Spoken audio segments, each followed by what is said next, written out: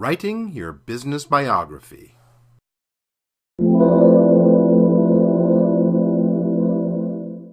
You may not have thought about writing a business biography as being part of promoting your business and setting up your social media accounts, but I can tell you from experience that once you get started in setting up your online accounts, you'll be glad you have spent the time in advance to write it all out. Each time you need to write a description of your business, for whatever reason, you should not have to generate it on the fly. Since this is how online visitors and prospective clients will first learn about your business, it should be well thought out, consistent, engaging, and interesting. When you're writing a description for the 5th time on a different website, it's easy to become lazy and write something subpar. What should you write? Well, the first thing to think about is that you will need several different lengths of business bios. If you're writing about your company, you'll probably want to write in the third person. If you are a service business and you are the sole proprietor or the main service person, you may want to write in the first person. The one thing to take into consideration about writing in the first person is that it doesn't take very much to sound like you're bragging. As an example, saying I have won numerous awards for my designs sounds much more like personal bragging than does Sheila Watson Design Studio has won numerous awards. One way to get started on numerous sizes of business bios is to start with a full-page biography. About 800 words, depending upon how the page is laid out, should leave you with enough room to include a picture that represents you or your business.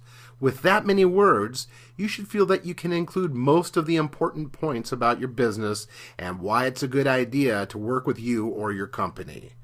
This type of business bio is extremely useful since it can be used in print publications, presentations, Chamber of Commerce information, and a lot more. Feeling relaxed about the amount of content you can add to this longer type of business biography makes the process of creating it easier. The next step is to begin editing the long piece down so you can use it for different purposes.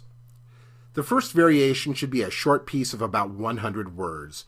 This length is good for such things as business directory listings, website listings, and any situation that allows you to get a few sentences of description.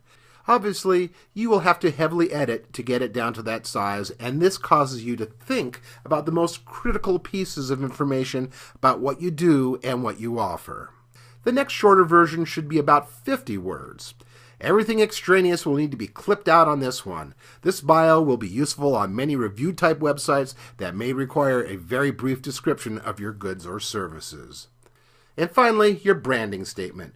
An easy way to look at this is what would you say about your business that can fit on a business card, excluding your name, address, and phone number.